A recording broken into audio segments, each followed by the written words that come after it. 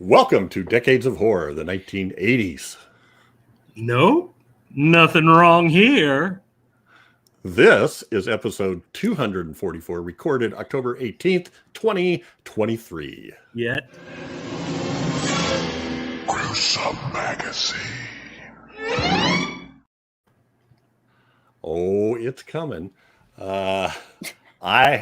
My name is Jeff Mohr. This podcast is about horror films released between 1980 and 1989.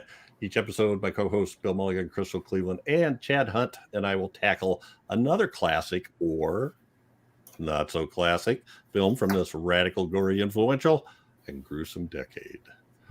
Joining me tonight is Crystal Cleveland, the Living Dead Girl and co-host of Gruesome Magazine podcast. How you doing, Crystal? I'm great. I'm excited. You're to talk fabulous. about this film. Listen to me. You're fabulous. Okay. Fabulous.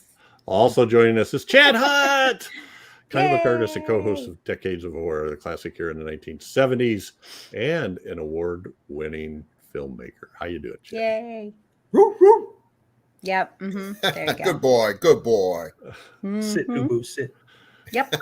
I thought you looked familiar, but Wait till I All start drooling and foaming at the mouth. And everything. yeah. And last up, but not least, is Bill Mulligan, writer, director, special effects guru, co-host of Decades of Horror in the 1970s, and published author, Mm-hmm. and an all-around nice guy. Why, There you thank go. you. Pretty good book. Why, thank you, sir. But I'm a cat person, so really, this movie's out of my element. Yeah. And if I was ever going to get a dog, really bottom of the list would be a Saint Bernard. Not that they're not sweet dogs, because they are, but drooly, and drool is just, yeah. I know he likes dogs though, because he likes. Oh, I my love dogs. Like I love- he loves yeah. Cass. I love Right. dogs, but I don't want one that can manhandle me. Yeah, I me just- too. yeah. That's Those why are my the dogs best are kind. small. Big, stupid, slobbering dogs. Oh, I like Labrador size. You know, Crystal's dogs couldn't manhandle the incredible shrinking man. I don't like Yeah, little they're yappy little. dogs either. little yappy things. All right. Decades of Horror and Gruesome Magazine are partnering with Play Now Media on several of their streaming channels. In particular, Decades of Horror, the 70s and 80s are on Wicked Horror TV. So you can check us out there. And they've got a lot of content. So check it out. I believe it's, here I am. It's $50 for a year, I believe, and $7 a month. Maybe 60 a year, but it's reasonable It's good. comparatively. Yeah, very reasonable. All right. I do want to mention something first, though. You guys realize our first episode of this incarnation of the 80s Grue Crew was episode 145. Okay. Hmm. So what? Yeah, I feel like there's. Well, I was thinking that made this the 100th episode, and I believe it does. Oh. Really? Oh wow. Our 100th episode together. So this is you said episode 245. Well, in that case, the math would It's check out. It's 244. We started with 145 with House by the Cemetery, I think. It was a Fulci film. I forget which one. Really? Yes. No. Humanoids from the Deep was like our third or fourth one. Huh. Humanoids. From the From deep. the deep. Well, you guys just keep yakking it up because I'm gonna look. Yeah. See, I didn't think it was House from the Cemetery. I feel like that's more. I feel recent like that was vintage. your choice. I feel like you picked. It was that one, Bill's Bill. choice, Yeah. and episode Mhm. 145 was City of the Living Dead or Gates Yep. of Hell. Uh, So it was the first Fulci. one, not the Fulci. third. Yeah, there we go, Fulci. And then Reanimator, and then The Thing, That's mine. and then Oh, Humanoids from the Deep. Humanoids. That and then Jeff. City of your the Living pick, Jeff. Dead went live August 28th. So a little over 4 Wow. years, and we were up to 100. That's hard to believe. That's amazing. Dear God. 4 years. That's crazy. Crazy. It sure is. Crazy. Crazy. So Well, on happy this anniversary, podcast- everybody. Yeah, Yeah, happy yeah. anniversary. Yeah. I enjoy the hell out of Happy these podcasts, anniversary. and it's just fun. It's just Yeah. fun. So on this podcast, we started by giving some basic details about the film, followed by our first impressions of the movie, and then taglines, and then we just move into general discussion of stuff that seems interesting to us and is hopefully about the movie. Well, yeah, hopefully. Or at least, if not, a tangential anyway. Yeah. Our movie. Speaking. That sounded Gender- dirty. Yeah. Our movie tonight is Cujo. And this is kind of our Halloween movie. This will go live, I think, the 30th of October. So Stephen King is fitting. 1983. This film was released, directed by Louis Teague, written by Don Carlos Dunaway and Barbara Turner, as Lauren Currier.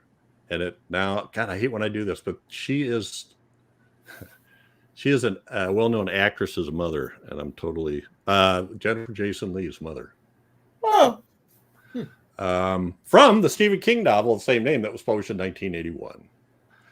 The cast includes Dee Wallace, Danny Pintaro, Daniel Hugh Kelly, Christopher Stone, Ed Lauder, Kaulani Lee, thank you very much, Mills Watson, and Sandy Ward. Production company is Sun Classic Pictures, but apparently that was sort of a cut rate place that was purchased by Taft Entertainment Pictures, which funneled a bunch of money into the budget. And it was distributed by Warner Brothers, filmed in California, in Glen Ellen, Mendocino, Petaluma, and Santa Rosa, and a little bit in Utah. And I'm sorry, they try to make you think this is Maine, but it just ain't happening. Nope. Filming started October 6, 1982. Release date in the U.S. is August 12th, 1983, but it actually premiered in France on August 10th, 1983. The budget is an estimated $5 to $6 million. Domestic box office, a little over 21 million. And the synopsis: Cujo, a friendly Saint Bernard, contracts rabies and conducts a reign of terror on a small American town. Not so friendly now. No. And there's the culprit, the little bat fiend in this picture. The Just a puppies little of the bit of sky. sublime. That bit him on his Puppies little of the nose. sky. Yeah. Yeah. All right. Rat. So a flying They're rat. beautiful, Is that what you said? majestic creatures. They are. They're Yeah. puppies. I love bats. Oh, yeah. If it wasn't for their uncontrollable pooping, I'd have one as a pet. Yeah. Guano. But that's a deal breaker. Okay. Yeah, it's great. T-shirts Well, in the mail. We're going to start with first impressions. And Chad, since we haven't seen you for a while, let's start with Yeah. Yay, Chad. Okay, then. you. When did you first see Cujo? I saw it in the theater when it came out. Oh, wow. I was a huge Stephen King fan, and I had not read Cujo yet. I had a copy of it, but I had not read it yet when the movie came out. And so I went to see it. And this movie traumatized me, to say the least. It was a harrowing film. I mean, just white knuckle, the third act of this movie. And I liked it because it's a good Stephen King adaptation in the fact that the characters were allowed room to breathe, and you really started to care about them. And they're going through tough times, and you felt that. I mean, you felt the pain that was between them. We never find out really what the problem was, but they really pulled this off with somebody like Dee Wallace in that role. She really pulled off the emotion that was needed there, and you could feel just heartbreak from her, and she did an awesome job in this. The little boy Danny Pintaro, who played Tad, was just amazing. amazing little actor at the time. He did a great job. I still can't figure out whether they really scared the crap out of him or if he's just the most amazing actor in the world. But either way, it made this film really, really traumatic to watch. And the book turned out to had to have a different ending, which I won't spoil here, but it had the ending that it needed for this movie, in the fact that this family was going through all these terrible things and trouble, and they needed that ending to be the ending. And Stephen King wouldn't mind anyway because he didn't remember writing this book. I think he actually said he wished he had a different ending in the book, so he was happy with this. So, okay. Cocaine's a hell of a drug. At some point, Yeah. But yeah, this all leads up to this third act of the movie, which was just, you can't look away. You can't look away from it. And it's my favorite, one of my favorite Stephen King adaptations because it really stuck so close to the book, and just great job all around. The dog was great. He was big, ferocious, and it's a great movie, and it's one of those that I can go back and keep watching over and over, and I don't get tired of it. It's well made, well shot. Everything about it is just a good movie. I think it's one of Louis Teague's best films, actually. So yeah, I dig it. I love it still. Excellent. Thank you. Crystal Cleveland, how about you? When did you see this? So Before I saw you it were as born, right? I saw this on TV at some point when I was a kid. I remember, I loved it as a kid. I still love it, but I do remember it being scarier as a kid than it was now. Mm-hmm. It still holds up. It's a great film, but it felt like when I watched it as a kid, God, I just remember I was so scared. I was so scared of that dog. I was just terrified because it felt like it could be real. And I had a really mean dog that lived next door. So maybe that was part of it. Like I hated that dog. It bit me one time. It was just, that stupid dog. But that dog had to be put down. So that dog was a bad boy. Yeah. I think he had dementia or something. Hopefully not rabies, but watching it again, it's been a long time since I've seen this film. Too long. I think it should be more on my rotation because I honestly can't remember the last time I've seen it, but I didn't remember it taking so long to get going. I guess I was like expecting, I don't know why. Felt like when I saw it as a kid, like there was just so much death, but there weren't that many deaths, obviously. And I felt really bad for the family and the dad.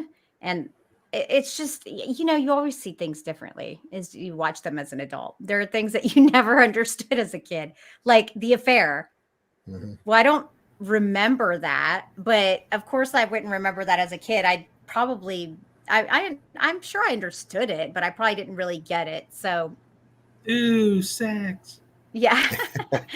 This movie is always going to be good.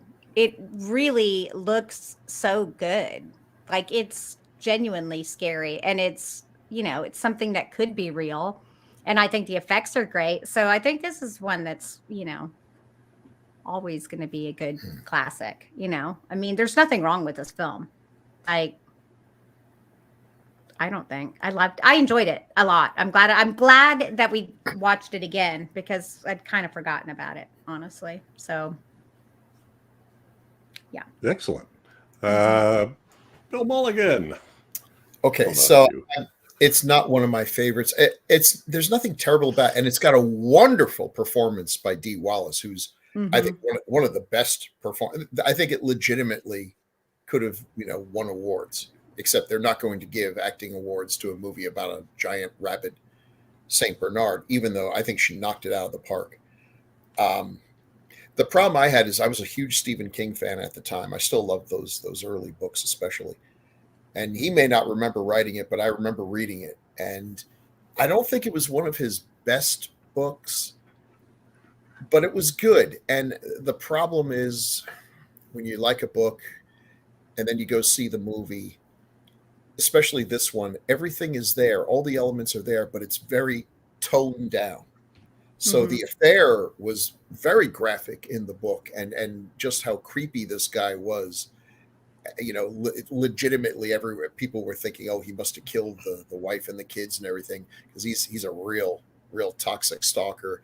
The whole bit with the cereal that made kids, you know, poop blood. That was great, and I thought he really did a good job of, you know, exploring what a disaster this would be for the company, where like Johnny Carson's making jokes on the Tonight Show about it, and George Carlin does a whole routine, and you know, they're just a nightmare for an ad guy. And that was all pretty cool. And the stuff with the dog was so good. And I think the thing that I really missed the most, we don't really get to know Cujo, which of course, how can we? It's a movie. In the book, we actually sort of see, you know, from his point of view and everything. Sad. And it is sad because, and I remember really distinctly the end of the book, he's writing about stuff. He puts a little thing, you know, people should remember that Cujo was a good boy. And this was, yeah. And there was that tragedy. And we didn't get to see enough of Cujo when he was a good boy to get the tragedy of him disintegrating. That's, you know, so sad. Yeah, it really was. And I think that's what really made the book, because I do love dogs. I really do. But now, that being said, some of the shots where we see this dog bloodied and foaming and phlegm and everything coming, he looks like he's almost melting. And St. Bernards already kind of look like they're melting anyway, but now with all this goo coming out of him, that is absolutely terrifying. If they could have stopped him from wagging his tail more, it would have been even more effective. But I thought they did a great job. I never once thought that there was a guy in a dog suit, but apparently there was. And they did a very good job of making that as well as they could. But it could never equal what the book was doing, because, you know, there is probably no worse way of dying than being mauled to death by dogs. I mean, that's just got to be one of the worst deaths ever. And even filming it, I don't care how well trained the dog is, I wouldn't trust him, you know? So I thought he did a good job with the editing and everything else. It's very much an adaptation of the book. And it's one of those things that just work better as a book. And that's how I tend to remember the story of Cujo. When I think of it, I don't think of the movie, I think of the book. But I think they did as good a job as can be done. I mean, it's a challenge. You've only got really one set for a huge chunk of the movie, and it's a small, cramped set. It's hard to make that visually interesting, and I thought he did a pretty good job doing that.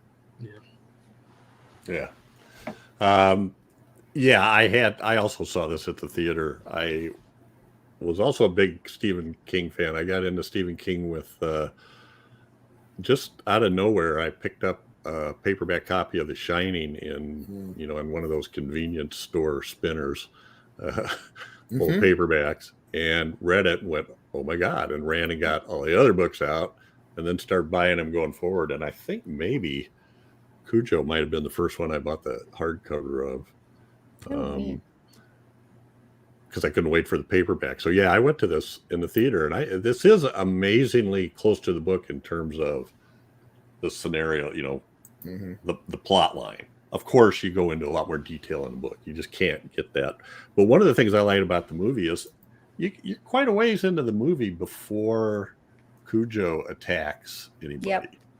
So it takes its time with some character development and laying out this situation with the affair and that kind of stuff. So it goes pretty light on the whole ad campaign debacle, but you know, maybe that was the place to cut it. But I don't know. I think it sounds great. God, now I want to read the book. The book is awesome. Yeah. It is good. It starts off with that whole story. At first, I'm thinking, what's this got to do with Cujo? But yeah, they got some cereal they're plugging where this guy says, nope, nothing wrong here. Plugging the cereal, and they switch dye. They switch artificial dyes, and it just goes through your system and comes out the other end. Just so they have all these people thinking they're having hemorrhages, or anyway. Yeah. So but as you all have said, the scenes with Dee Wallace and Danny Pintaro in the car are amazing and heartbreaking and nerve-wracking and all of those things. And that kid, I don't know, she is phenomenal, but the kid too is just like, how the hell could that kid is just amazing. He was a good actor all around. Yeah. Even in the scenes where he wasn't scared, he was really, really pulling that stuff off. Right. I think I read he was 6 years old and hadn't learned to read yet, so he had to memorize his lines from his mother feeding them to him. So anyway, this was really fun watching this again. It's been a while since I've seen it, and once again, I was just so impressed with Dee Wallace's performance and the storytelling of the movie. It's hard to put a whole book into a movie, and this was his shortest novel to that point. I think I think it was like 300 pages and everything up. Well, Carrie was pretty short too, but Salem's Lot, Shining, Dead Zone were all about 400. Firestarter, I think. Yeah. So anyway, all right. Well, let's get into some. Well, first, we should do this thing that we missed with the original, except no imitations. Who was doing it while I was gone? Guess who? Bill did it. Yeah. And now it's time for Taglines with Chad. Okay. Chad, me doing it is like going to see a Frankenstein movie and it's Glenn Strange, not Boris Karloff. You're like, Glenn Strange is a good Frankenstein. Yeah. Don't do that to yourself. Yeah. Oh boy. It's Shemp instead of Curly. Yeah. How many Shemps, fake Shemps, we're gonna have here? I can't wait for these. Oh, God. 7. Oh my God. Are you serious with these? Yep. Okay. Now there's a new name for terror. That's about the 1,000th time we've used that one. Well, speaking of which, did you see where he got the name Cujo from? Yeah. I used to remember that, but I can't now. The Symbionese Liberation Army? Yeah, the nickname for the leader. Cujo? Yeah, who's the guy's? I forget. Was it? It's William like Wolf? mispronounced or something Wolf spelled or something. Oh, it was. Yeah, it was changed. It was changed a little bit. That's the inspiration. So let me get these over with, okay? Yeah.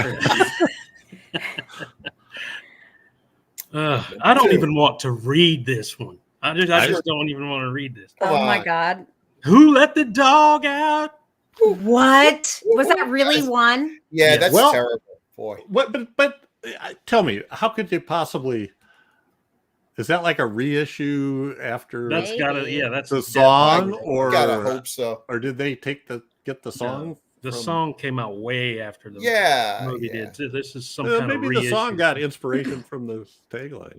Well, no, I think it could be like. It's a stretch. I mean, we've said it before. Who let the dogs out? Like, hasn't everyone in their home with dogs? Who let the dogs out? Why aren't you watching them? Yeah, like we do it all the time. It is a common thing. Yeah. Who let the Cujo out? You know about the song that it's actually talking about ugly people. Yeah. Oh, I did not know that. It's that's what Who Let the Dogs Out me. Wow, that's I didn't know that. Yeah, I had no idea. So okay, number 3, Unleash the Terror. I see what you did there. Leash. Okay. That's cute. Okay, glad we're on the same page here. Yep. From Stephen King's novel comes a chilling tale of a quiet New England town and a horrible evil in the dead of summer. He wasn't a He horrible wasn't evil. He was a No. Wasn't diseased his dog. fault. Yeah. Yep. Boy. That's so sad. Poor He's kind of like Cujo. Frankenstein, right? It wasn't his fault. No. Yeah. Yeah. He wasn't as misunderstood as Frankenstein, but I mean, everybody True. knew he had rabies. Yeah. Well. Iconic terror from the #1 best-selling writer. Okay. Well. True enough. His bite is worse than his bark. Much, much Oh. worse. Oh. I kind of like You're that one. fired. Dumb.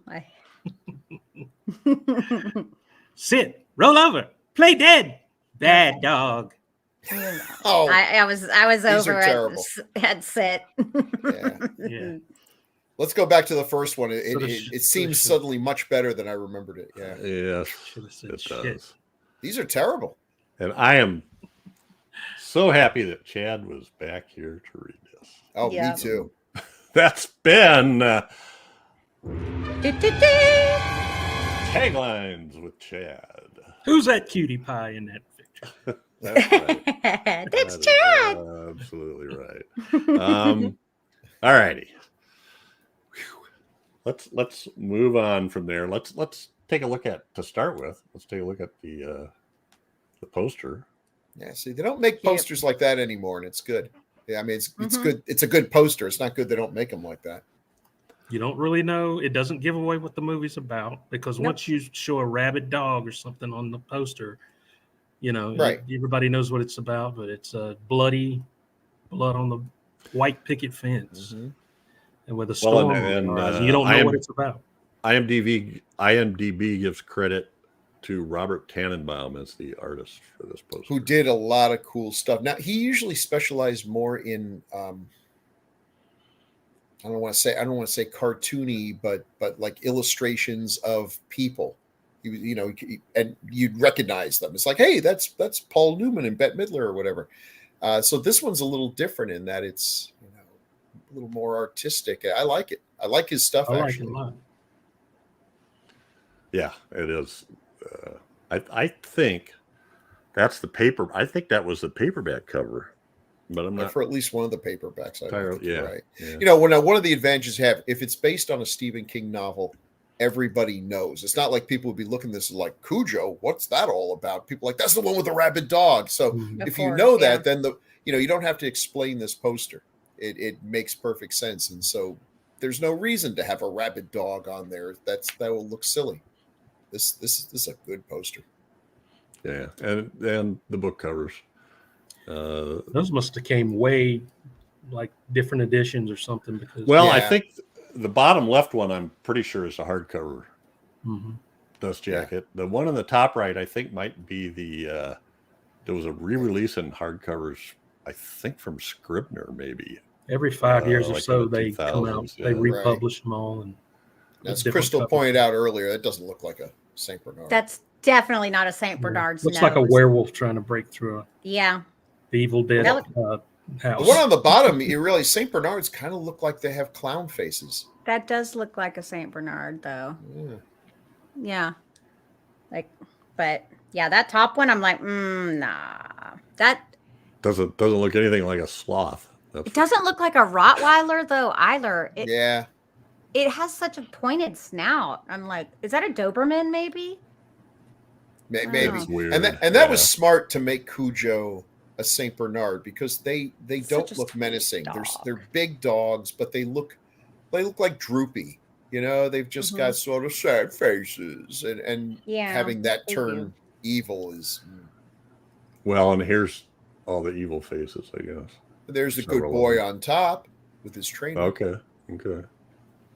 That's a good boy. That dog's dead now, though. That dog would not be alive any longer. I think the main one actually died. That's sad. filming. Yeah. During production, What? I didn't understand that from Really? bloat. From bloat, and I hope it wasn't from licking all that Caro What syrup is off his face. bloat? Are you I don't serious? know. I don't know. That's what Oh no, some of the information said. poor puppy. They had what was it? 4 or 5 dogs, and well, we'll just give this away right off the bat. The guy in the dog suit. I want a Cujo costume for Halloween. Yeah. Yeah, me too. And I wonder where want that costume is now. Look at that. to do a dance with Dee Wallace too.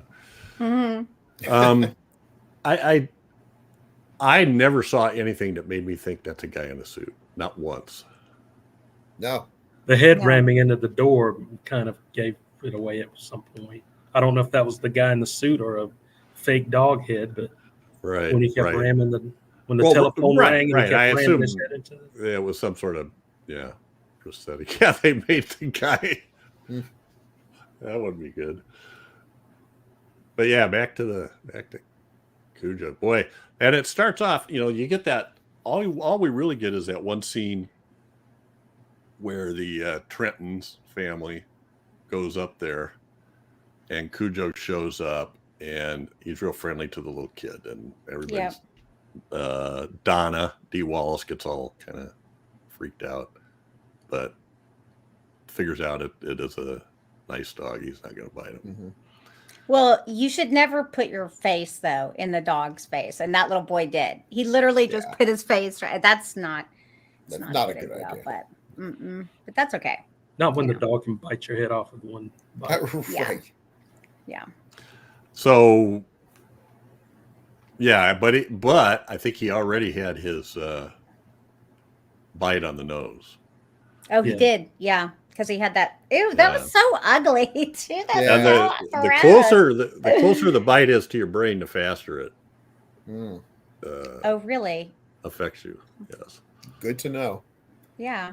How do you? Did you look this up? Did you look this up? Well, I looked it up, but curious. I know because I was educated by Iowa State, where I live here, has a really well-known veterinary college.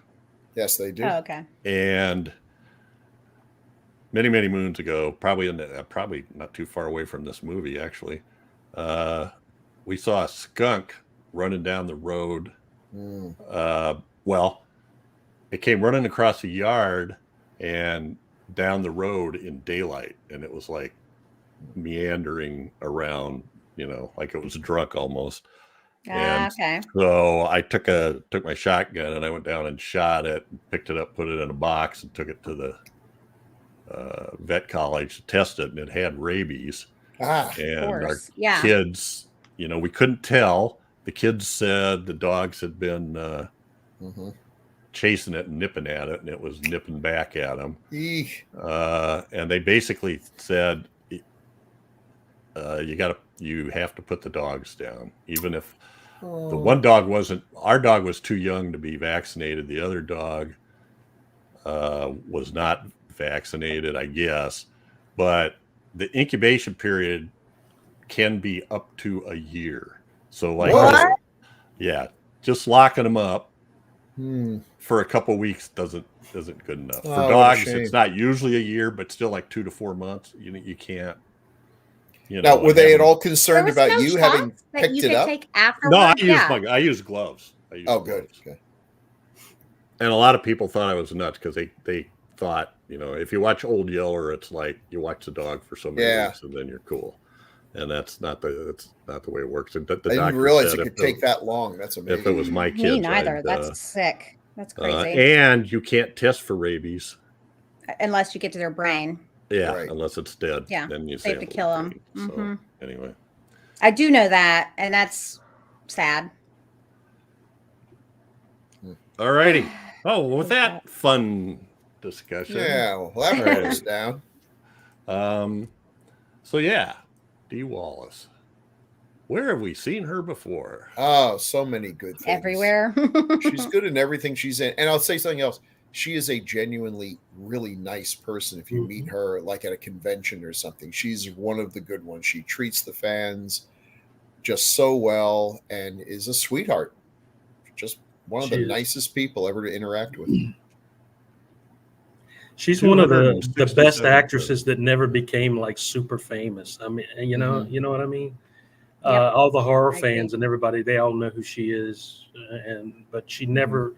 She had the chops, but she never broke into the big time, and that's a shame because she's a great actress. Yeah, and I think it's partly because she looks like a real person. She doesn't have that that movie star glamour quality, which, Yeah. okay, and I'm not trying to say she's unattractive. She's very attractive. But she's attractive in a way that lets her play a real person. Whereas Not some the of these more glamour type. the glamour types who are kind of limited in what they can do, really. Mhm. They can play a certain role, but they're not someone you'd hire to play the mom in a Cujo kind of movie. Yeah. They're not. It's not going to be convincing to see them do that. So that means she's in some great movies. I mean, she's in E.T. for God's sakes. She's in some. If you added up all the money that her movies have made, it's a good chunk of cash, and she's often the best thing in it. But you're right; she never had that superstardom where But I think she'll work until the day she decides to retire. Mm-hmm. Well, it's interesting how somebody like that, so she's in The Hills Have Eyes in 1977, and then in 81 she's in The Howling, and then 2 Maybe years she later, just liked horror movies. Well, she did tons of stuff between that, but I think what I'm trying to get at is the fact that here's like her first 3 horror movies and they're iconic. That's an amazing. I don't know if that was happenstance or choice. Anyway, she practically made The Howling. Right. Yeah, right. she did. Now, of course, part of it might be you're also talking about some iconic directors. Yeah. There, I mean, Hills Have Eyes, Wes Craven, Howling, Joe Dante, Frighteners, Peter Jackson, and they see she's good in this, and they hire for Steven Spielberg. Yeah, Steven Spielberg. Yeah. So, and as we all said, she's absolutely amazing in this movie. Yeah, she is. So here's her with some shots with her with Danny Pintaro during this film, and boy, did you notice that scene where he was having a seizure and she was putting her fingers in his mouth? Yeah, he actually bit her. He did? Yeah, and they said that. So her reaction where she kind of jerks her fingers out because the kid bites her was real. Why did he bite her? Probably just on accident. It was probably just a natural. 6 years old, you put something in the kid's 6-year-old's mouth, they're going to bite it. He's a method actor. But she was so good, and that scene where she snaps at him was really kind of that seems so real. If you've ever been a parent, there have been those moments where you love them to death, you'd give your life for them, but one day they are just yanking your crank, and you just go off, and then you feel guilty because you yelled at your kid, even though they had it coming. Yeah, even though the average person would have beaten them, and you didn't do that, but you did yell. Yeah, she's just. I mean, I said it before, but those scenes are heart wrenching. That they are. They're trapped in this car. The sun's beaten down. Half the time they can't even have the window cracked because the dog's over there trying to pull the window down. And, they're sweating, and anyway. And of course, having read the book, I expect this kid's going to suffer even more than he does. So that was kind of nerve-wracking watching this. So I just kind of skimmed the end of the book again, but it's very close. She kills Cujo with the bat in the book, whereas in here they added the extra scene, and then the husband drives up and Danny is dead. Right? So, the boy dies. Yeah, in the book the boy dies. He's dehydration or. That's horrible. It was, and Stephen King said he regretted that, and I felt, listen, I'm a sentimental sap.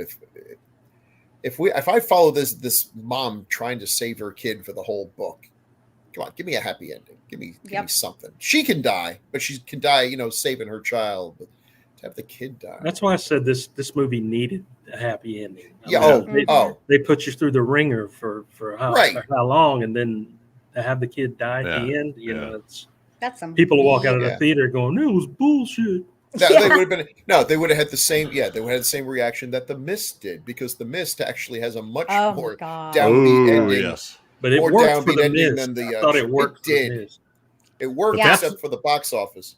But that's the movie is different from the book, isn't it? Oh yeah, no, the book Yeah, is almost optimistic compared to that. The movie is the most downbeat ending of all time. Yeah, so in the book, everything is the same. I mean, she has the affair with the guy. The guy doesn't. She tries to cut it off. The guy doesn't take it well, and which is an understatement. The husband, while the woman wins a $5,000 lottery ticket, and she's going to use it to go visit her sister with her son, and the dad decides while they're gone he's going to make a trip to Boston and do get the clap, manly things. Yeah, get the clap. Yeah, and he's going to take his drunk friend Gary with him. His drunk friend. And Cujo kills Gary first, and then kills Joe. It's better for the wife. So everything is the same. Money for something good. And then in the movie, they added the scene where she takes the kid into the house. You know, it's the extra. You know, Michael Myers isn't dead yet. Should have double tapped. Takes him into the house, tries to get him to come to, and the dog jumps through the window, and she empties a gun into him, I think, or something. And I gotta say, I thought that was stupid. Yeah, well, you know, it's one thing if Michael Myers, you think he's dead, but he comes up. But what Cujo was playing it coy here. I'm gonna pretend that I'm dead. He's like, okay, come on. He's a rabid Saint Bernard with a gun left by the stupidest cop in Maine.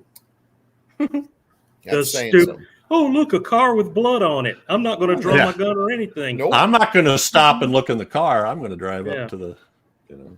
Anyway. Boy, look at all the junk laying around this barn. He was an idiot. He deserved it. And all right. Yeah. Someone's got some cops. So Ed Lauder, people can't outrun a Saint Bernard, but you could definitely outclimb a Saint Bernard, for God's sakes. Come on. You would hope. Supposedly, one of the places Stephen King got the idea for this book was he drove his motorcycle up to a mechanic shop, kind of like Joe Camber's shop in this movie, and his motorcycle died right when he got there, so he was sort of stranded there, and the guy had a great big dog that scared the crap out of him. So anyway, Ed Lauder is Joe Camber, everything that's wrong with New England stereotypes, I guess. Not real New Englanders, but New England stereotypes. I think him and Gary had something going on because he seemed a lot. He was very tore up about Gary. Well, Gary was very tore up too, in fairness. So you know, he was. His wife wins the lottery and buys him a new hydraulic lift. And he's like, "Yeah, thanks, whatever." Yeah, they showed that house that old Gary was living in, and I'm like, who in the hell would want to make a trip with a guy that lives like that? I love it when he takes his trash out and he just dumps all these empty beer cans onto a pile of aluminum. He probably would have had $5,000 if he just cashed it in. But yeah, you know, King. You could tell that Stephen King, there were some lean years because he does write American poverty very well. Yeah. You know, he's able to draw a picture and really get you to kind of believe that kind of sad desperation of these people that are trapped in this life and can't get out. Well, I think they also said that the car that she drove, that Pinto, they had a Pinto like that they had all kinds of problems with. And I think when he wrote Carrie, I think they lived in a trailer park, I think. So there wasn't a lot of. Oh yeah. Well, that was his first. I mean, that makes sense because you know, starving artist for sure. That's another thing I don't understand is, you know, this guy, her husband is like an ad exec or a marketing executive or whatever. They live in a huge, big house. He drives a Jaguar, but he lets his wife drive around. Okay, so that is the one thing. That is the one thing. I was like, absolutely. Wait. So he left her with the piece of poop. But okay, but he's a good, pretty decent guy. Like, he's apparently way more career focused than her focus. He seems to have a focus on the kid, but he doesn't seem to. He's taken her for granted, I think. Yeah, and maybe that's why the affair was. Yeah, that's fair. I agree. I see it. Yeah. But anyway, a Jaguar XKE. That's also a piece of crap. But it's Well, an yeah, attractive piece of it crap. was making some noises. Yeah. But more reliable than that Pinto. Yeah. So what's you got? We've got some pictures of Ed Lauder. What movies are these from, Bill? Death Wish 3. I think the next one is The Rocketeer, and then the bottom one is Magic. He was great in The Rocketeer. Wait, what? That's not. You mean that's a different Rocketeer, huh? Is that a different Rocketeer? No. Disney's Rocketeer. He wasn't the Rocketeer, but he was like a Well, yeah, that was like. bad He was guy. like the government guy. Yeah. government Okay. agent guy.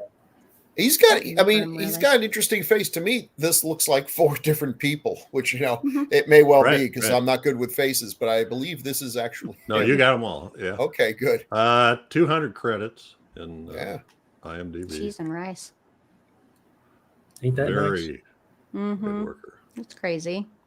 Kind of reminds me of Hunt's Hall up at the top there. But Yeah, he does. He does. He does a little bit. When did the Rocketeer come out? You got me confused here. That was 80 or 90s, maybe early 90s. Boy, time just sort of yeah. compresses, doesn't it? Yeah. Okay. Was it Billy Um, Campbell that was the Rocketeer? Sorry. Yeah, Bill Campbell. Yes. Yeah. Yes. Okay. Underrated movie. Yes. Yeah. The So Rocketeer. Ed Lauder's a great Mhm. character. Yeah. What else do we want to talk about here? I mean, I mean, it's a simple tale. It's not very complicated or anything, and it tells it efficiently and well. When I think of Stephen King, I tend to think of these large, big epics and all. Now, this came out the same year as my absolute favorite Stephen King, The Dead Zone. Mhm. And these are 2 very different stories. And I like that King, especially back then, could do that, could tell a relatively simple story like Cujo, straightforward. I mean, you could explain it in 1 sentence and people get it. And then a much bigger one. The Dead Zone has layers and multiple stories that could, go on for a while. Just 2 different kinds of things. This is more of a popcorn thing. He's not trying to make any great statements here. And I think that's why, like what Crystal said, it tends to not get mentioned as much. But it has lingered. You say the word Cujo, and everyone knows. One of my friends, Christine knows. Parker, who I make movies with, she had a dog named Cujo because, of course, she did. And that was funny because he was just a sweet, he was a big goof. That's a great name for a dog. It's even funnier if you name one of like Crystal's yappy little dogs, Cujo. And here he comes. He's the size of a dime, Yeah. Sweet little pupper. boy, If you have a Saint Bernard, you almost have to name him Cujo. What other possible name would you name your Saint Bernard? Well, I would never have a Saint Bernard because it is too hot here. It's too hot. Too here. hot, Like, too I drooly. feel like that would be mean for the dog. It's too hot. Right. You got to live in some place where it's cold so he can have a little barrel of brandy under his chin. Oh, yeah. Yeah. Yeah. so also Christine in 1983. Oh God, Christine was so good. Jeez. So yeah, King was churning them out, and boy, I mean, John they didn't wait Carpenter, long. Cronenberg, and Louis Yeah. Teague. Yeah. They didn't wait long. As soon as the book came out, it was on the first day they released it, soon to be a major motion picture. Yeah, pretty quick after the success of Carrie and The Shining and The Salem's Lot. Mhm. Boom, boom, boom. Now there was something in here about how the movie had references to Frank Dodd in it. I don't remember anything about that in the movie. I remember in the book that They cut it Yeah. from the movie because they got switched on what came out first. I think. I thought I read something about that, so I'm trying to figure out. I think Cujo came out first. Oh, yeah. So the original novel was a sequel of sorts following The Dead Zone. Since Frank Dodd was killed, he became a kind of boogeyman in Castle Rock and supposedly haunted Tad. So that was the whole monster in the closet thing.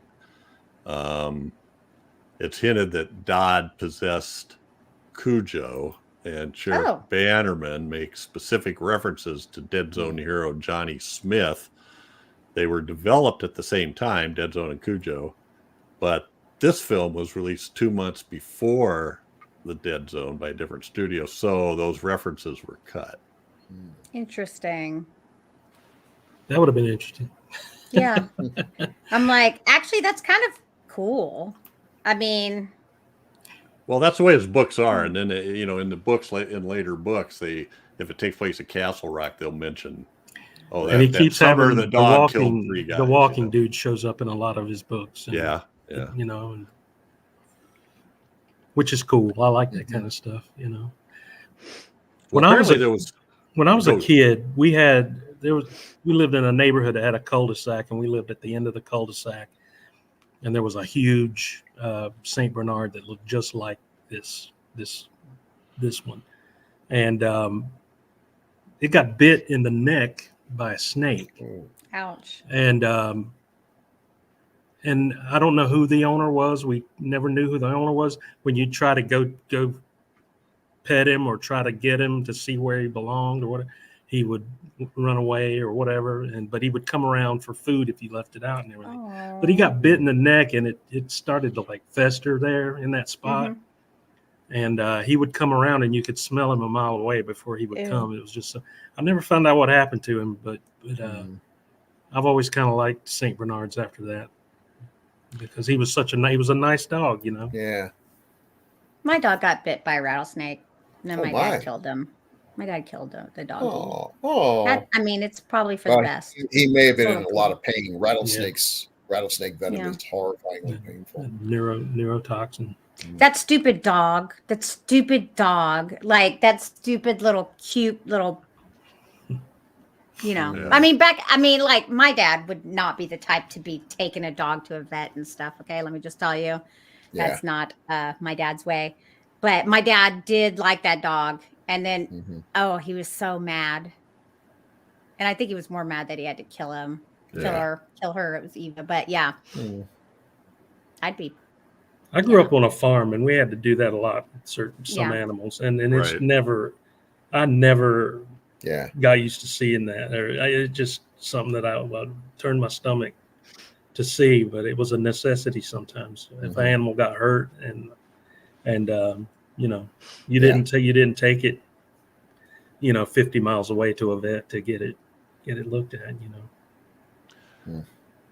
Apparently, well, that's why I don't have chickens. I want chickens so bad, y'all, but I'm too afraid to get chickens because I'll be thinking like I got to take this $2 chicken to the vet because I can't let it suffer. And I know that's insane. Chickens take care of themselves. Yeah. You just throw them out there and let them run around, and they Crystal, take care of themselves. let me save you some trouble. You get fresh eggs. Get yourself a porcelain bowl and fill it full of food and just give it to the foxes, because raising chickens with as much woods as you have around there, you'd have to they're going to be feasting on those birds. Well, you got to have a coop. We do have a coop. Enclosure. We have one. My son's got one. They had chickens. Yeah, they had chickens. In El Cajon, in town, he's got a chicken coop in his backyard. You like eggs? Because they will make eggs. Boy, it's chicken. I do. You make a fortune. I don't know what happened, but the original director for this was supposed to be Peter Medak. Yeah, isn't that interesting? The guy who did The Changeling. Yeah. But he quit 2 days into production. I wonder what the problem was. I don't know. That He must got have been haunted by personal. Frank Dodd. He was allergic to dogs. It was probably personal. It was probably something happened at home because a red ball started bouncing down the stairs. Peter well, Medak and cinematographer Anthony B. Richmond quit 2 days into production. so sometimes the wonder why. director and cinematographer go hand in hand, though. Right. I mean, Yeah. a lot of them have like a good close relationship. So I don't know. I mean, that could be that. So what'd you think of that fog there, Crystal? When I like fog. the Cujo came out of the fog. That was kind of a cool moment. Yeah. It was. For me, I don't know. The more fog, the better. I just think it's always good. Fog is always good. It always makes everything look spooky. It made it that moment between him and the son, the mechanic's son, was just, I don't know, there was something about that where Cujo was kind of like came to his senses and Yeah. And then just kind of shuffled off into the fog. That was a pretty cool, Right. cool scene. Well, and the first symptoms are like lethargy and sound. I think they hear. Oh yes, Everything and sounds light. loud. Doesn't light start to bother them too, or something? I don't know if that's true, but I could be. Maybe. So you Right, did right. mention, Chad, butting it in, the 5 St. Bernards and a mechanical head, plus the guy in the suit, were used. There's a lot. Well, you could tell there was a couple times where I saw the heads. The heads looked different. Like Yeah. one time the head looked all foldy and droopy, and the next time it wasn't. Yeah, a little slimmer. Yeah. But not so as you would cause a problem. So Louis Teague, we mentioned him. We've done. Stephen King recommended him for this movie after seeing Alligator. Well, there we go. Stephen King liked Alligator, and then following up, Cat's Eye, right? I get that one right. Yeah, He's a good director. I liked it. Me too. I like the way, and he has a good editor too. I agree. This movie was very well edited with some of the attack scenes and stuff like that to make it look, real. So. My tendency is to like dive into some of these characters, but I probably shouldn't. We haven't ever noticed you do something. Yeah. Mm-mm. So the name is familiar to me, but I can't think why. The cinematographer is Jan De Bont. Twister. And Speed. Hey. Oh yeah. And almost Godzilla. The old. That's right. Old Godzilla. Yeah. Very close. Interesting. Well, that's what he started out doing before he directed. So anyway, So that was somebody. And it's pronounced Jan. Okay. Jan De Bont. Jan De Bont. We don't want him sending any negative feedback.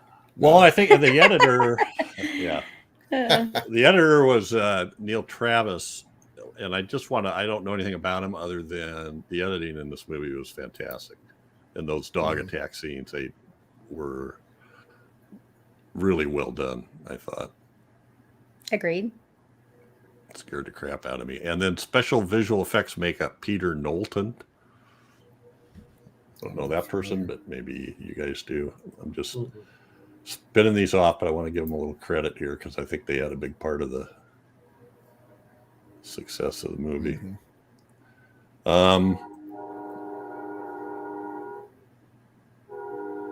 Get off the train, Crystal.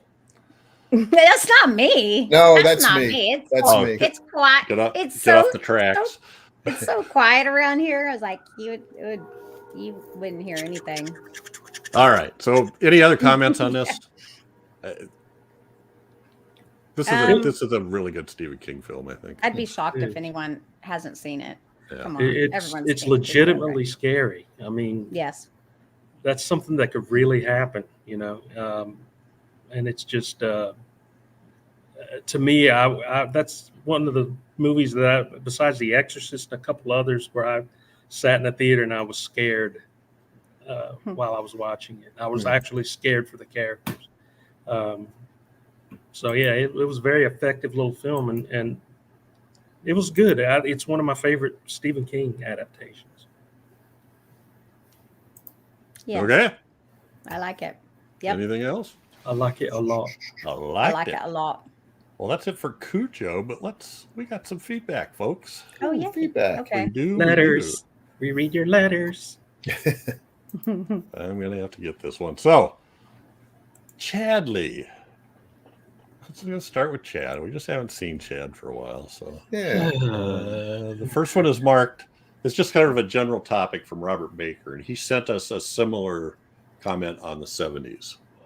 Okay, let me scroll down here. Okay, Robert Baker says, here again, but this time for the 80s podcast. Enjoyed the last few episodes, Alligator and Dolls, and will soon dive into some older shows I have saved on my phone. Good man. Yeah. As someone who started collecting physical movies back in the 90s, I reached somewhere around 4,000 plus movies about 10 years ago. Wow. Okay. So while you were gone, Chad, it was revealed that I had about 900 movies. We forced it out of him. And Crystal, Well, that's baby shit compared to what this dude is doing. That's right. Yeah. And wait until we get, I believe we get a comment from Jerry Chandler later on here about Oh, that. wow. So, anyway. I'll say, okay, So so 900 is 4,000 nothing. No, 900 is nothing. that's what you tell Linda anyway. Right. Yeah, and 900 is nothing, honey. This I one could guy I have know got 4,000. 4,000. Some guys are way worse. Okay. 4,000 plus movies about 10 years ago, and being too afraid to try counting again. It's good that a show like yours finds movies I haven't seen before. Oh, wow. Cool. Yeah, cool. Glad to see others wondered just what the hell was going on with the ending of Incubus, like I always have when you covered that one a while back. Just a few suggestions for upcoming shows I'd like to hear your take on. Waxwork, One Dark Night, The Boneyard, Don't Go in the Woods Alone, Slaughterhouse, Obviously. Bloody Birthday, The House on Sorority Row, Just Before Dawn. Yeah, I better stop before I go on all night. Take care, all, and I look forward to whatever you do decide to cover in future episodes. Thank you, Robert. Robert? I'm adding a tab to our schedule that is going to be, and I'm sure that everybody thinks I already had this, but listener suggestions. Because too often we just, at least I just kind of forget about them. So Robert, I'm going to keep track of these, and there'll be something to take a look at periodically. All right, Crystal. Yes. Oh, maybe Bill should read this one because I think Bill knows this person. Renee's a friend of mine. Yeah. I do another podcast with Renee and a few other people. Awesome. And she actually, the Video Store Junkies. And she just did an amazing job where she took my Dragon Con unfilmed horror movies, and we did we did 2 episodes. My 1 hour presentation, which ended up being 3 hours long. So, and that's awesome. I know she edited it together, and it's on YouTube, and it's doing very well. I saw that. It's check it out. Getting a lot of hits. Interesting stuff. Where do I see it? Like, where do I see that? I'll send you a link. It's on YouTube. I'll follow her Video channel. But it's the title is, I think it was called Unfilmed Horrors. Yeah, I watched it. I watched that. That was a good episode. It goes on long. Yeah. So. Or I listened to it rather. Chatty Cathy that I am. Yeah. But she edited it and she's a really did a fantastic job. So Renee's a great person. Okay. Talking about alligator, Renee says, this movie messed me up when I was a kid. Having grown up in Florida, I can attest that this is actually a documentary. I feel like Christopher would have strong feelings on this film. Oh, yeah. Yeah. Yeah. We grew up being told that if we were being chased by a gator to run in a zigzag pattern. In retrospect, they were just slowing us down, making it easier for them to gobble us up. Good times. Is that? Yeah. Okay. That's the biggest. Ooh, that's such BS. Serpentine. Run zigzag. Fastest way to point A and B is a straight line. That's right. Climb a tree. P.S. Crystal needs to watch Uncle Sam. I'm pretty sure she will enjoy it. Don't listen to Chad. He doesn't appreciate fine cinema. I really don't. Though I can't give Chad too much flack, his dedication to a bit is beyond compare. Yeah. And I love Crystal's haircut. It looks fantastic. Thank you. I appreciate that. And I'll watch Uncle Sam. I mean, thanks, Renee. Look, like I like even more trash than Chad does, I think. I'd be shocked if you didn't like Uncle Sam. Yeah. It just seems like Chad, I think Uncle Sam is one of those that we both like because it's just so stupid. Is that the 90s? Is that the William Smith one? Is he in that? I don't know what. It's got the skull or the skeleton with the "I want you dead." Oh, that sounds about right. That does sound about like the poster, like the Uncle Sam wants you for 1996. Whatever. Yeah, William Smith. Yeah. Okay, I'm watching it. Directed by William Lustig, who did Maniac. Written Oh. by Larry Cohen. Okay. Larry Cohen. All right. So, That sounds like a winner already. What do you Yep. Mhm. Winner, Y'all. chicken dinner. Mm-hmm. All right. So where are we at here? Which board? Like fifth Yep. one. Which board? Okay, Crystal, can you take Yep. that one? Jeremiah the Pisces. Nice to hear from you. Feels like we haven't heard from Jeremiah in a while. Mhm. Oddly enough, for some reason, I loved this movie when I was younger. Yeah, because it's good, Jeremiah. I'm a 90s baby, but used to love this when it would come on HBO back in the day. Exactly. Yeah. It's good. That is all. Hmm. Do you want me to read Lone Wolf too? Is that what- or are you Sure. ready? Oh, okay. Okay. And then same 243 Witchboard, Lone Wolf. I remember watching this as a kid and I loved it. Watched it recently on Tubi and it still holds up. Yep. Tawny Katane was a hottie for sure. I also remember her from the Hercules TV show as Herc's wife. What? Okay, now it makes me want to watch that again. Witchboard is yet another 80s gem that gets lost in the shuffle of various horror films of that decade. And I'm glad you guys enjoyed it. Great pick, Crystal. Thank you. How about another obscure horror film to recommend? Nomads, 1986. Oh my God. Which stars a young Pierce Brosnan. I'm in. Yep. Directed by John McTiernan with special appearances by Adam Ant Yeah. and, Yep. and a Decades of Horror favorite, Mary Woronov. Yeah. It's on Shudder, I think. Correct. So It is. I It is on definitely Shudder. am. Okay, I'm going to watch that too. Now, Nomad. Bill, Mm-hmm. there was some movie we did. Yes. All the way up Sounds until we great. did the movie, you thought I it was thought Nomads. it was Nomads. Yeah. What movie was it? Oh, Neon Maniacs. Oh, there we go. Oh, Okay. Neon Maniacs. That was a good one. Well, then you'll love Nomads. It's been All a while right, since and saw I it. worked this out just right so Chad could read the one from Jerry Chandler. on Chandler. Witchboard. Yep. There you go. Hello, Jerry. Okay. Oh no, it's the long one. Jeff has over 900 movies on his shelves at home. Cool. Nice starter collection. I always think of Jerry when somebody tries to say I have a lot of movies. 'Cause it's fairly That's recent. cute. He's like, that's cute, Jeff. Yeah, it's like cute patting that you on the have head. 900 Yeah, movies. Aw, mhm. Come back when you're grown. I always thought Witchboard was a pretty good film. That seemed to put me in the minority way back when. Most of the critics hated it, and it was weirdly trendy to slag on it because it was a Whitesnake girl, Tawny Katane's big acting break. Despite the fact that the movie was originally released before the Whitesnake videos, and she did have a few small roles under her belt before then. Although the least said about the perils of Gwendoline in the land of the Yik Yak, the better. Yeah. Oh, God. But anywho, that seemed to be the thing people made fun of when it hit the video rental shelves and the pay cable movie channels. But I always thought it was pretty good, not a big or flashy, and as you all noted, it's missing that one moment that makes everybody talk. But it's solid. I used to say it was more like a made-for-TV movie in style. But recently, I've heard a term getting thrown around in some circles, especially with things like Darcy Coates' best-selling but largely paint-by-number ghost haunting novels. People started calling things like this cozy horror in a way which makes it seem the stuff they're putting that label on is comfortable, pleasant, and not too scary or disturbing, while dipping just enough into horror to have that slight edge. Okay. That's funny because I've been kind of calling that kind of stuff bubblegum horror because that's kind of, you know. The interplay and the relationships between the characters always seem weirdly realistic, but a little more juvenile than their ages. I later learned this was a screenplay writer-director Kevin Tenney first wrote when he was a student at USC.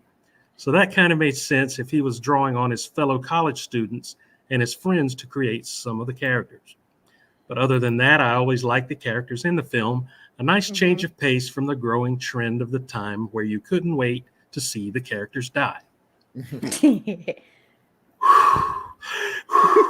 This movie I can safely recommend to people who aren't too deep into the horror pool, but I still feel long time hardcore horror fans can enjoy. It's a good, well done little slice of 80s horror. Bill, Crystal is 100% correct. The Ouija board was created not even 150 years ago by a couple of guys who owned a novelties company. Wasn't it Milton Bradley? Yeah, I think so. Yes, Okay. but Parker Brothers owned Parker Brothers, I mean, yeah, the Parker Brothers. It was originally considered a harmless parlor game back in the day. Parker Brothers eventually bought out the original company, and Hasbro later bought them out and still owns it. While it's based on automatic writing, spirit boards, and ghost boards, it's not the same thing, and honestly, it owes its rep to the ideomotor effect more than anything actually supernatural. Good film, good pick, great discussion on it. Really enjoyed this one. Thanks, Jerry. Thank you, Jerry. I'm spent. Yeah, so actually, when you said it was Hasbro, I was thinking, geez, I thought that was Milton Bradley or Parker Brothers. And so I looked up Hasbro Ouija, and yeah, there was Hasbro Ouija. Mm-hmm. But this is one Not of those originally. things Yeah, where your impression of what it was is based on your time and history of corporate right conglomerations. Everything was Milton Bradley when I was a kid, and it seems to me like Parker Brothers owned Milton Bradley. I mean, I remember those companies, of course, but I knew that Ouija board was Hasbro, but that's just because, that's the only Ouija boards I've seen were Hasbro. And they came out with some really cool ones. Y'all, if you can find one of the pink Ouija boards, like those things sell for like $400. $400. Yep. Pink. Yeah, they made a pink version at some point. Barbie version. For really scary spirits. Yeah. Yeah. Okay. So Chad, you reminded me of I think kind of a humorous thing. So I've always been a dog lover, and when I was a kid, I would always go up and pet strange dogs, and I was always getting bit by them, but I never quit. Wow. Went up, stuck my hand through a car window to pet a dog once, and bit my hand. That's real love. When did you stop? The only one that ever stoves? the only one that ever really scared me was as an adult living out here in the country. We have one house that neighbors our lot. So I'm out there on the lot line up front, the lawnmower, the belt comes off the drive. So I'm down underneath the mower with my arm stuck under there, trying to wedge the belt tightener, try to get stuff on right. And the neighbor lets his dog out. And all of a sudden I look up and there's a 3-legged pit bull. A 3-legged stop. No. Running full speed towards me until it gets like 3 feet away and jams on the brakes and then just barking like crazy. Scared the crap out of me. What happened to the other leg? Did he chew off his own leg? I don't know. It was like that when they moved in there. I don't know how he lost his leg. Huh? It really was a 3-legged pit bull. But did you say he wasn't like that when they moved in? He lost. No, it was like that. It was like that when he moved in. So I don't know. I was like, whoa, okay, that's crazy. Petting strange dogs in cars, no problem. 3-legged pit bulls chasing you when you can't get away. Yeah, I don't want to. Yes, I know. Pit bulls are wonderful dogs. Don't get after me for that. All right. Well, thanks for all the feedback, folks. We appreciate your feedback. Yes, we appreciate your feedback. I don't know where I am. What year is it? Do I have a big bushy beard? I do. Why do you sound like Bill Clinton? I sound like somebody imitating Bill Clinton. Yeah. So there's plenty of ways to stay in touch. Please send your feedback to feedback@gruesomemagazine.com or just leave your comments on the YouTube channel. Some of you know I'm kind of clueless sometimes, so people will like leave comments somewhere and then they'll go ahead and copy their comments onto the YouTube channel comments, which I greatly appreciate. It's easiest for me to scroll through and find them there, but I do look the other places. And we love them. Obviously, we like to read them. And check out the Gruesome Magazine's H&R and DOH podcast Facebook group. People are posting stuff there. Listeners post things. We post the DOH webs episodes there, and also Patreon. It'd be great if you became a Patreon member. It does cost money to host the sites. You got to pay iTunes. You got to pay. There's just costs money, and to pay Chad's exorbitant salary.